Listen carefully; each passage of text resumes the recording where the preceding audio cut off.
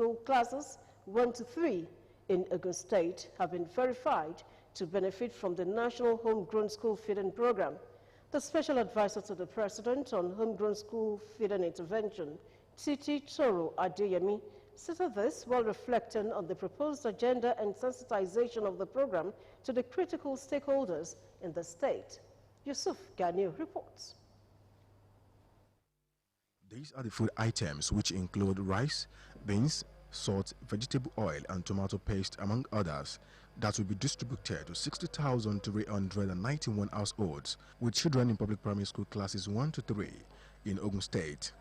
While reflecting on modalities directed by President Muhammadu Buhari for the continuation of the school feeding program, especially during the COVID-19 pandemic, Special Advisor to the President on Homegrown School Feeding Program, Titi Toro Adeyemi, says the objective of the intervention is to provide palliatives to the vulnerable children through the Homegrown School Feeding Program.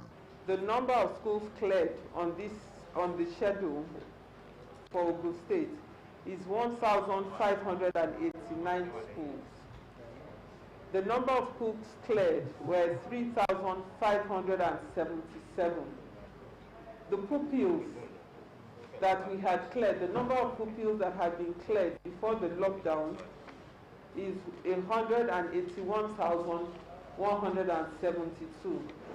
Now, in trying to agree to the number of households which this will amount to, we based our calculation on the assumption that we will have about 3 pupils within public primary, 1 to 3 children in one household. So the total number of pupils cleared was divided by 3, and we arrived at 60,391 households to be. She stresses that, considering the present situation in the country, all measures will be followed for the children in the households.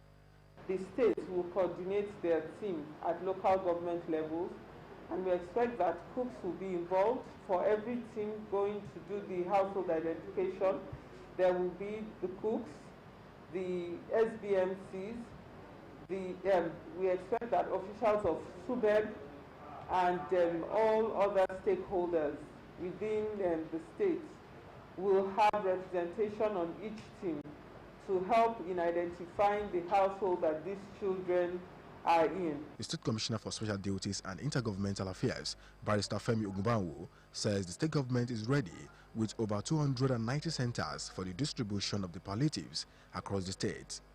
Without any political affiliation or consideration, it's a program for everyone, and we must make sure that it reaches everyone. But it cannot reach all because we are targeting in the first instance 1/3 of the total population. But we are sure that we will be fair to all. Some stakeholders also reflect on the intervention. The only area where we can have issues is the area of actually getting to the pupils concerned. And because we have the data, we can do school feeding for some time now. We have the data, we have the school monitoring groups too, and the PTA and the Ministry of Education there. So we are hopeful that we are going to get there. We might get to another household and they might have 2, 3 of their children in the same. They are entitled to just 1 pack. So we are targeting households, irrespective of the number of children.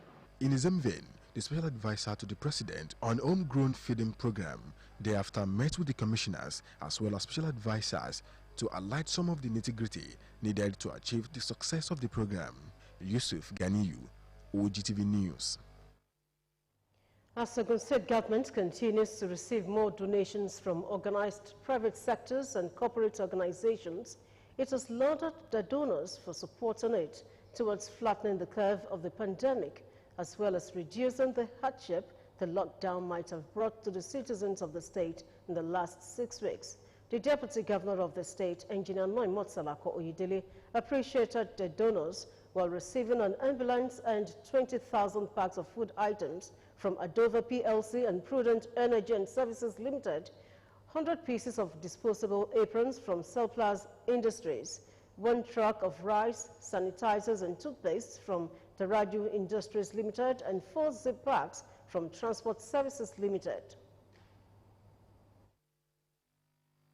Pleased with the way that members of the public, the organized private sector, corporate organizations have come and rallied to our support, to assist us, to join us in mitigating the effects of this pandemic right across the state.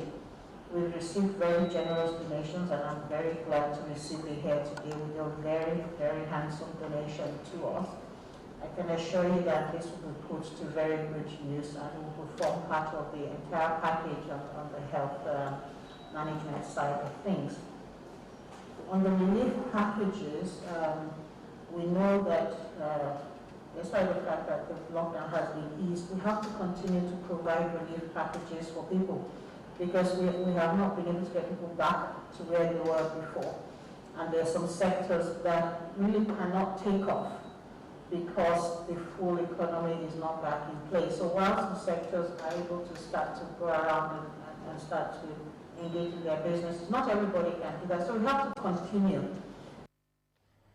While saying that the worldwide pandemic has exposed a lot of challenges in different sectors across the world, the Deputy Governor explained that the state government was doing its best to make sure that people of the state feel its impact in all possible ways. Engineer Salako Yedele, however, urged the companies to engage people in their communities by sensitizing them on all the guidelines towards curbing the spread of the disease. The joint delegation that made different donations included Erdova PLC, Prudent Energy and Services Limited, Sulphurs Industries Shagamu, Darajo Industries Limited, and Transport Service Limited. The Ogun State Traffic Compliance and Enforcement Corps, TRACE, has apprehended 345 road and traffic offenders throughout the state during the ongoing lockdown order to flatten the curve of COVID-19. Furthermore, 77 motor vehicles and 288 motorcycles were apprehended for various offences, including disobedience to stay-at-home order, overloading of vehicles and motorcycles, excessive speeding, driving against traffic, among other related offences. In a statement, Public Relations Officer Trace Commander Babatunde Akimbiyi says officers and men also turned back a total of 972 vehicles at various towns in Ogun State. The statement adds that Trace recorded a total of 41 road traffic crashes, out of which 8 of them were fatal. Consequently, 212 persons were involved in road traffic crashes, with 11 deaths, while 157 persons were rescued and hurt due to prompt response to calls received by Trace Corps. Trace Commander and Chief Executive Officer Commandant Sheni Ogunyemi reaffirmed the Corps' determination to reduce road carnages and solicited the support of the motoring public in obeying all traffic rules as well as the stay-at-home orders. Operatives of the Ogun State Traffic Compliance and Enforcement Agency TRACE have intercepted a truck loaded with 30 Hausa youth, popularly known as Almajiri, on their way into the state. The truck, with registration number Kano XG 172KNG, covered with tarpaulin, meant to be carrying only goods, was intercepted at Joju area of Ota in Adodo, local government area of the state. The truck was forced by the TRACE operatives to pack and untie the tarpaulin, and found under it were the Almajiris packed with various types of pepper that filled the truck to the brim. The truck was turned back by the operatives and led to the toll gate side of Lagos State.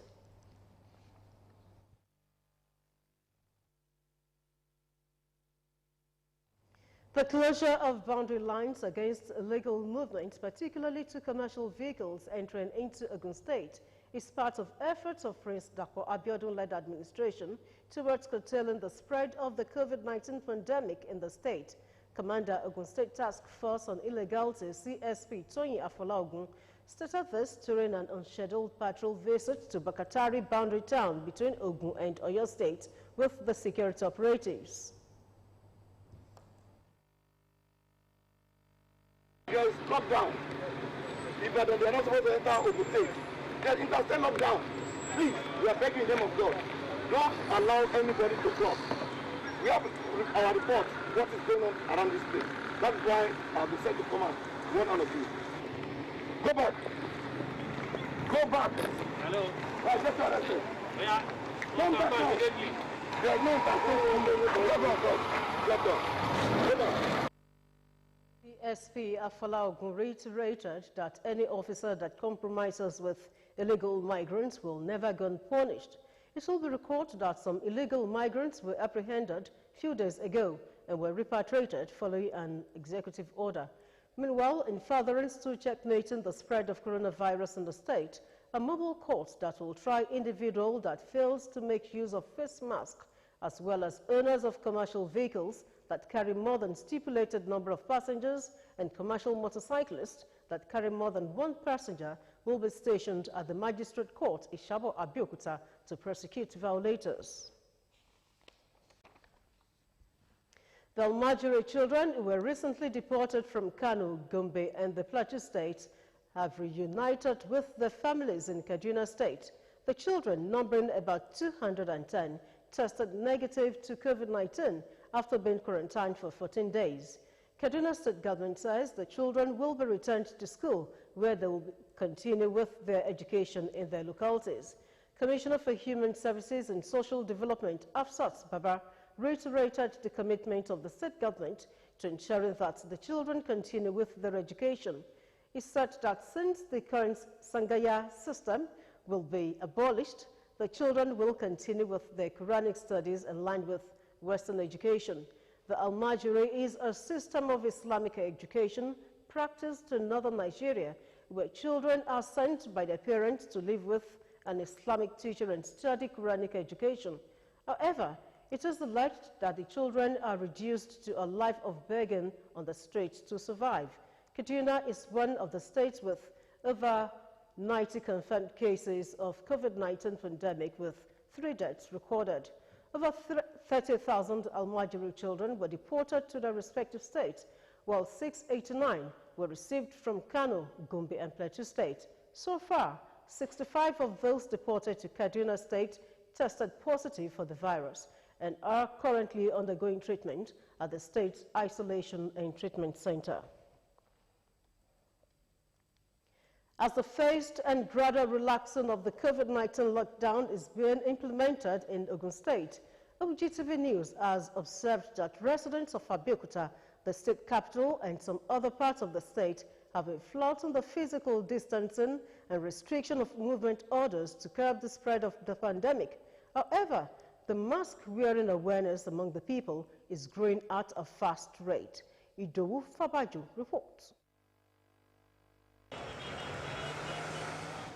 Another relaxed day in Ogun State as many people stormed markets and banks in Abeokuta to make withdrawals, fix electronic gadgets, while others carry out their normal activities, oblivious of the need to observe the physical distancing guideline.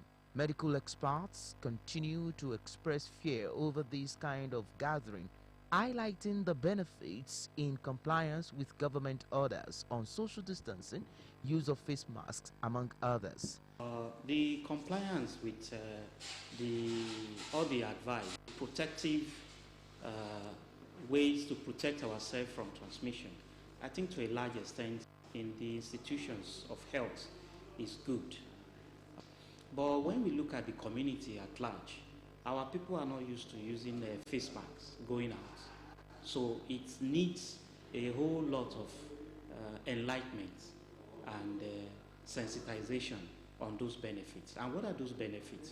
When you use face masks, it protects you that you are wearing it, and as well at the same time protects somebody who is not wearing it. For somebody who is not wearing it and doesn't have the disease, is already protected. But someone who has the disease and wears doesn't spread the germ to other people. But if you have the two people or two individuals wearing it, then it protects the two of them. But if you have a sanitizer or there's just soap and water that you can use to wash your hand, once you're contaminated, you wash it off, which is very good. The essence of it is to prevent respiratory droplets spreading from one person to another. It does a lot of wonders. Number one, it is cheap, it can be rewashable and reusable, and it has even been said that just your hydrogen peroxide you can use it to clean it, and of course it decontaminates the virus. So to a larger extent, if you use a very good glued clothing material, it is still safer for our people rather than not using at all.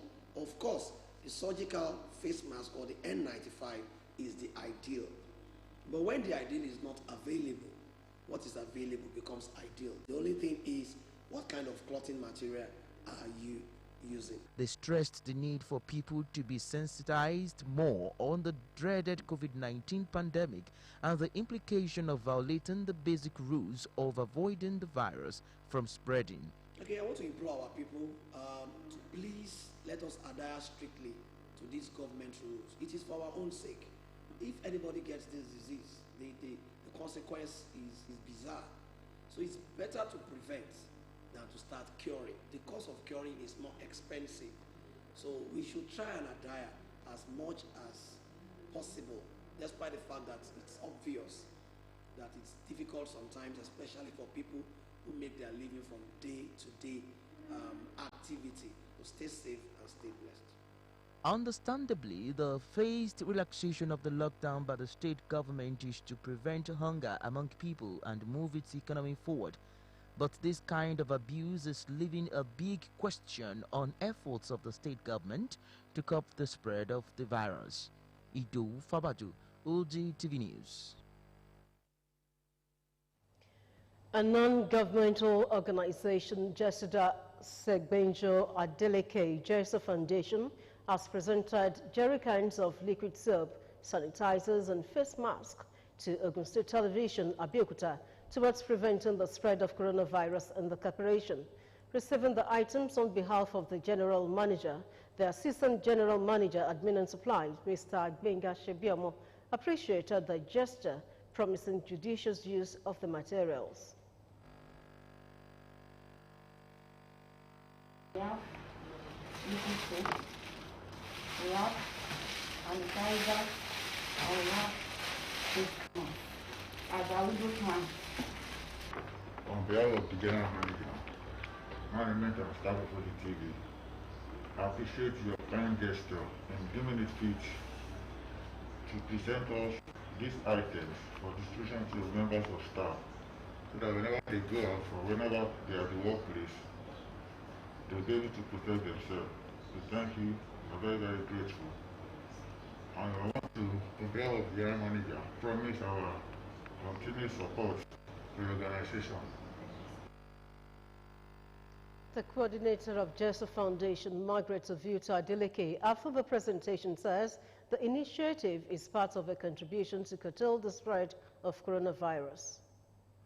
We all know that at this crucial time that we are, these are the things that we need to be using to protect ourselves when we're going out, when we're at work, so that at the end of the day, when we leave the office, we will get home safely to protect the children, because Jesa work on child protection, and we believe if you are protected from the place of work, when you get home, the protection of our children are guaranteed.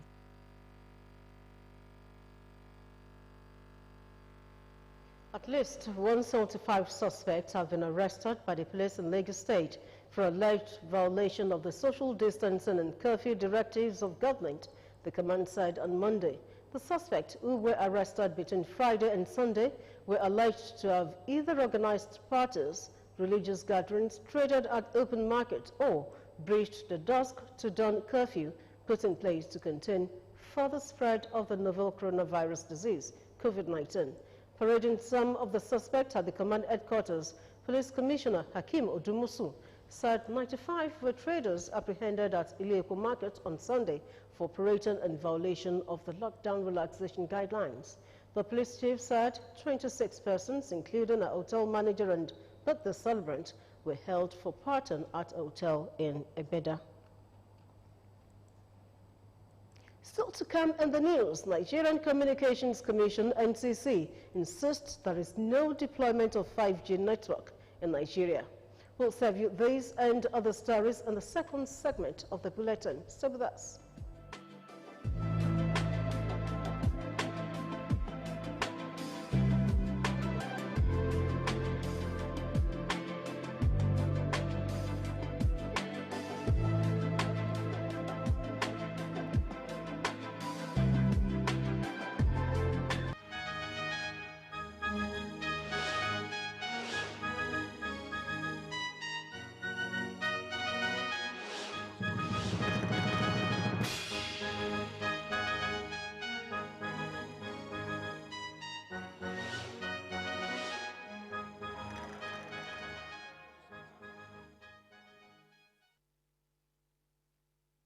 Welcome back. You're still watching Ogtv News. Cross River State Governor Ben Ayade has called on the federal government to lift the ban on domestic flights to allow local businesses to thrive. Ayade, while inspecting the ongoing asphalting of the dualized Odukwane-Calabar highway in the state, said that the ban on domestic flights for the next 4 weeks will deal a great blow on local businesses and affect the nation's economy negatively. Ayade said rather than ban domestic flights, the Nigeria Center for Domestic Control, the Nigeria Center for Disease Control, NCDC, should devise strict guidelines to enable the aviation sector continue to operate without increasing the number of COVID-19 cases in the country. The federal government had earlier on May 6 imposed an additional 4-week ban on flight operations across the country as a measure to checkmate the spread of COVID-19. The Minister of Aviation, Hadi Sirika, while making the announcement, said the sector was recording huge losses as a result of the lockdown, adding that many airlines will not survive the economic loss as a fallout of COVID-19. The Gombe State House of Assembly has summoned the State Task Force Committee on COVID-19 following protest on 2 isolation centers last week at its facility in Kwadon community in Yamaltu, Deba local government area of the state. The Speaker of the State House of Assembly, Abubakar Kuba, who gave the directive on the floor of the House on Monday, said that the lawmakers want to know what led to the protest and what action has been taken to resolve the issues. The lawmakers, however, went into a closed-door meeting briefing journalists. Chairman of the task force, Idris Mohammed, said that the committee will provide any information on the incident, noting that they have nothing to hide. COVID-19 patients currently at the isolation center abandoned the facility to protest over poor welfare. The protesters, numbering about 20, trooped out of the center and occupied the Federal High Road, which links Gombe to Borno State. They claimed that they were not being given adequate care at the facility, while some others claimed that they have no COVID-19 symptoms.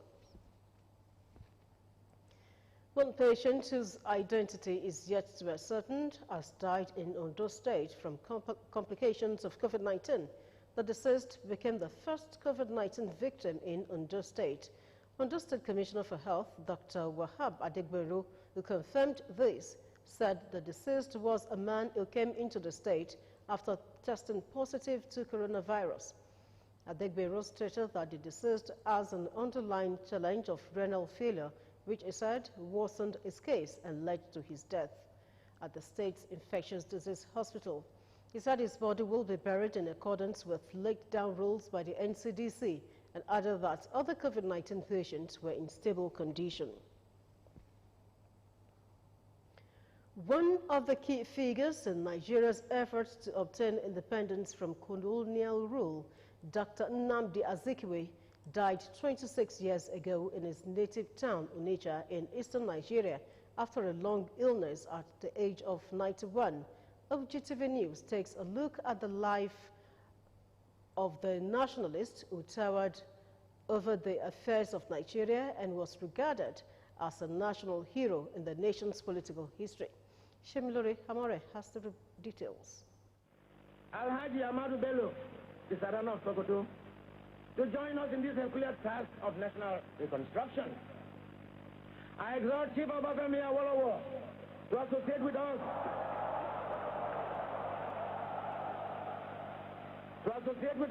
In this great adventure of restoring the dignity of man. Playing a major role in Nigeria's emergence as an independent nation, Dr. Nnamdi Azikiwe served as the first president of the country after attaining independence from Great Britain. Let us hopefully march together to a greater tomorrow for Nigeria in unity with faith. To have tomorrow bright before us like a flame. Azikiwe began life as a journalist in the 1930s and was convicted of sedition by the colonial government for an article that appeared in African Morning Post. The conviction was overturned on appeal.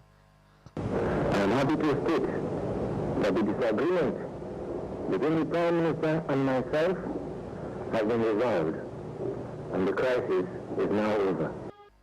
Returning to Nigeria in 1937, Dr. Azikiwe founded the West African Pilot in Lagos and introduced populist revolutionary journalism to Africa, which he used to agitate for independence by writing against the colonial rulers, thereby raising political consciousness. In 1944, he co-founded the National Council of Nigeria and the Cameroons with Abat Macaulay, and in 1947, he was elected to the Nigerian Legislative Council. I'm supposed to be a constitutional head of state, and I'm referred to as other constitutional heads of state as father of the country. And we have proved that an opposition can exist in Africa and also succeed. I don't agree with some writers in the British press who are beginning to say that Mr. Ian Smith may be wrong after all in transferring power to an African majority. He went on to oppose the little influence and representation of Africans in colonial government. He later became the premier of Eastern Region in 1954. On 16 November 1960, Azikiwe became Governor General of Nigeria with Abubakar Tafawa Balewa as Prime Minister. I, Nnamdi Azikiwe, swear that I will faithfully execute the office of President of the Federal Republic of Nigeria and will, to the best of my ability, preserve, protect, and defend the Constitution of the Federation. In 1963, Nigeria became a republic with Azikiwe as its first president and served until he was deposed by a military coup in 1966. He retired from politics involuntarily after the 1983 military coup. The Igbo and non-Igbo people now living outside of what is left of former Eastern Nigeria, that is Biafra, are safe and secure in their persons and property. I already believe this to be the case, judging from the unimpeachable evidence adduced by some distinguished international observers. He was conferred with the highest national honor of Grand Commander of the Federal Republic, GCFR.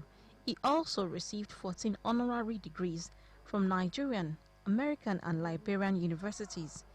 The 500 naira bears the face of the nationalist. Nnamdi Azikiwe died in May 1996 at the age of 91. Shemilori Amore, Ogtv News. That was the life and times of Nnamdi Azikiwe, who died 24 years ago. The Nigerian Communications Commission, NCC, has insisted that there is no deployment of the 5G network in the country at the moment. NCC's Director of Public Affairs, Dr. Henry Nkemadu, made this known in a statement while reacting to claims that the telecommunication industry planned to switch on 5G in Lagos on Sunday, Monday or Tuesday. He faltered the claims, saying the Commission had approved a trial test for 5G for a period of 3 months in November 2019, and the trial had been concluded and installation decommissioned.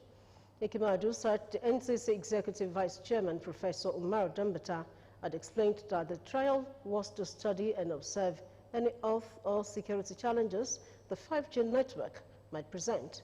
He added that relevant stakeholders, including members of the security agencies, were invited to participate in the trial.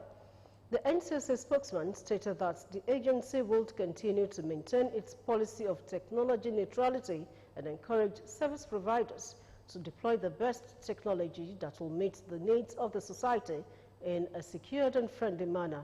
According to him, the NCC has provided clarifications of frequently asked questions in view of the recent development in which the coronavirus pandemic was linked to the 5G network.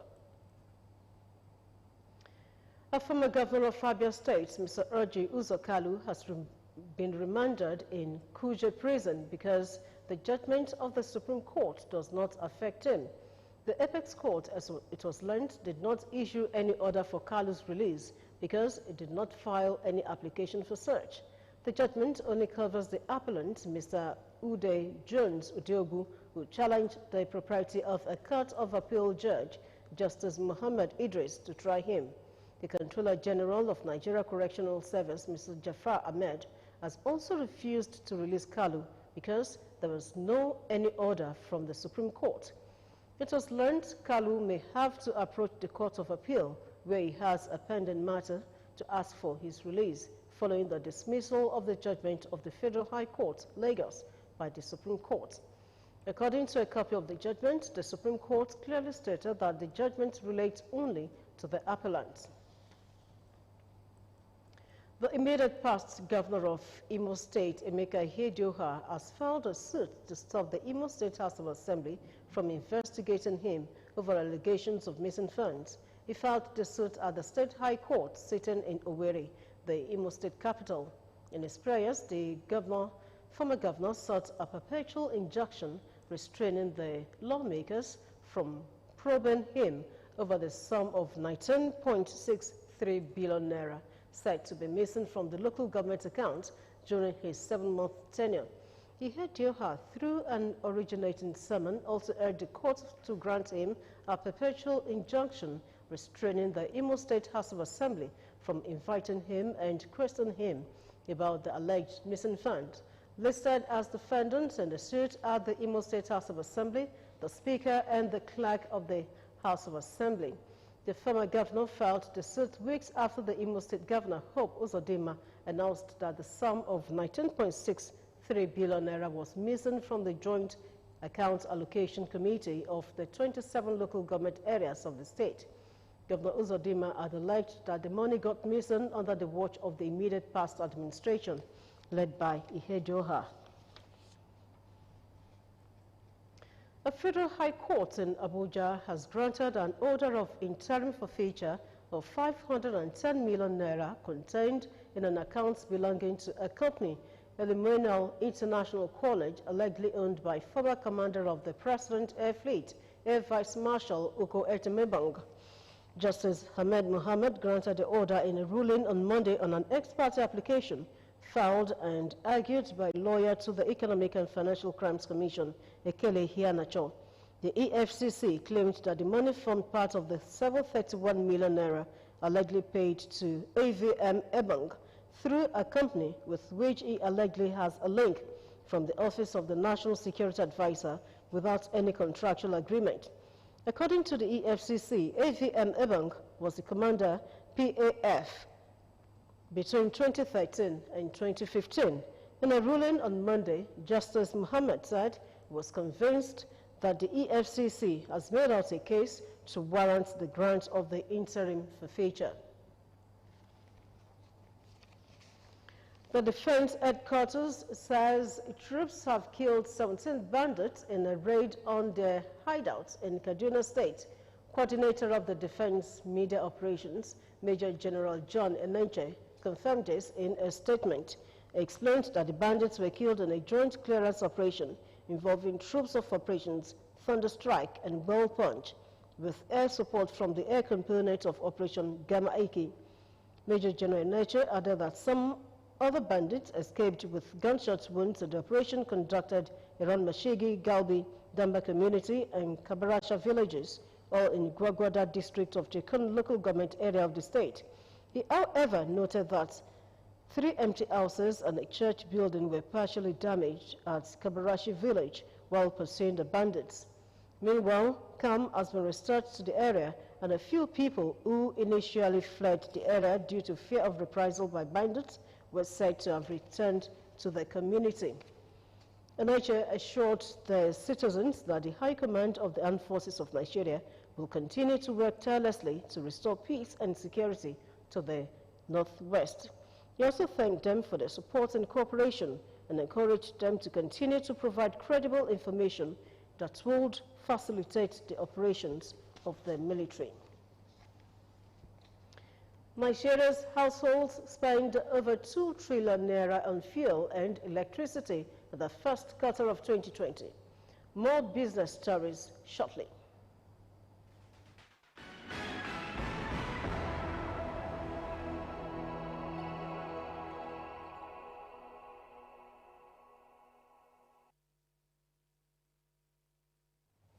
Welcome to the business segment of the news. Amidst the growing challenges of the COVID-19 pandemic and lockdowns across the world, the Federation Accounts Allocation Committee disbursed 1.95 trillion naira to the federal, states and local governments of areas and other statutory agencies in the first quarter of 2020. A breakdown of the disbursement shows that 791.4 billion naira went to the federal government, 669 billion naira was shared by the states, and about 395 billion naira was shared by the 774 local government areas. The balance went to the Northeast Development Commission, the Excess Crude Account, Federal Inland Revenue Service, Nigerian Customs Service, and the Department of Petroleum Resources. These pieces of information and data are contained in the latest edition of the quarterly review by Nigeria Extractive Industries Transparency Initiative, NITI, released in Abuja on Monday. The NITI report also noted that the first quarter 2020, the Federation Accounts Allocation Committee disbursements are the highest first quarter disbursements since 2014. The NITI quarterly review explained that total Federation Accounts Allocation Committee allocations during the period under review comprised of gross domestic disbursements to the federal government, states, local governments, and the 13% derivation. Nigeria needs at least 10.1 trillion naira worth of interventions from the government to address the fallout of the coronavirus pandemic. The Chief Executive Officer, Nigerian Economic Summit Group, Jayola Laoye, stated this during the virtual dialogue organized by the Minister of Finance, Budget and National Planning and the Department for International Development, DFID. Nigeria's intervention since the onset of the pandemic, Laoye said, is estimated at 4.5 trillion naira, 3.1% of GDP. According to the Summit Group boss, Nigeria requires 10.1 trillion naira, 7% of GDP worth of interventions to ameliorate the economy, given the slow and fragile growth with over 100 million individuals living in poverty. Nearly three-quarters of foreign portfolio transactions at the stock market in the first quarter were on the sell side, as massive foreign portfolio outflows widened Nigeria's foreign portfolio investment deficit by 356% to 121.33 billion naira in the first quarter of the year. Nigeria's foreign portfolio investment deficit, the difference between inflows and outflows within a specified period, worsened from 26.61 billion naira in the first quarter of last year to 121.33 billion naira in the first quarter of 2020.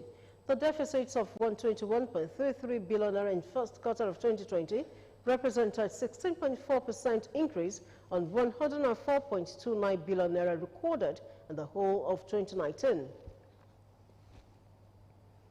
The Governor of the Central Bank of Nigeria, CBN, Mr. Godwin Emefiele, has assured investors of the security of their investment in the country, despite dwindling revenue from the sale of crude oil globally. Emefiele in Abuja said investors interested in repatriating their funds from the country were guaranteed the safety of their money, notwithstanding the drop in the revenue from crude oil. He noted that the CBN had put in place measures to ensure an orderly transfer of funds for those that might be interested in doing so. He said the foreign exchange available will be devoted to strategic importation or service obligations that are the priority. To him, the CBN, in collaboration with the Federal Minister of Industry, Trade and Investment, is committed to galvanizing the manufacturing sector in a bid to reset the economy. Households in Nigeria spent a total of 2.02 trillion naira on fuel and electricity in 2019. The National Bureau of Statistics has said. The NBS said in a new report on consumption expenditure pattern that households' expenditure on fuel light accounted for 11.5% of the total non-food consumption expenditure in 2019. Households spent 2.59 trillion naira on transport, 2.46 trillion naira on health, 2.43 trillion naira on education, 2.22 trillion naira on services including telecoms, and 2.12 trillion naira on rent. It said the total household expenditure on food and non-food for 2019 was 40.21 trillion naira compared to 21.62 trillion naira in 2019 and 2020. The Deputy Governor of Financial System Stability, Central Bank of Nigeria, Mrs. Aisha Ahmad, has urged banks to maintain their commitment to sustainability in designing their business models to enable them manage disruptions and make positive environmental and social impact in their quest to deliver value to their stakeholders. She made the call while delivering remarks at a seminar organized by the Center for Financial Studies of the Chartered Institute of Bankers of Nigeria. The seminar, tagged CBN Advocacy Dialogue Series 2, focused on enhanced sustainable banking model in the event of major economic and business disruptions. The Office of the Accountant General of the Federation has said the integrated payroll and personal information system has saved over 361 billion naira for the federal government, created in 2001. The IPPS Secretariat is a department under the Office of the Accountant General of the Federation, responsible for payment of salaries and wages directly to government employees' bank accounts with appropriate deductions and remittances of third-party payments, such as taxes and health insurance. There were reports that in April 2020, salaries of Nigerian Armed Forces personnel were delayed as a result of incapability and inexperience of the operators of the IPPIS. However, the Office of the Accountant General refuted the report in a statement made available in Abuja. The statement, signed by Director, Information, Press and Public Relations, Mr. Henshaw Ogubike, said the delay was caused by the lockdown ordered by the federal government to curb the spread of COVID-19 in the country.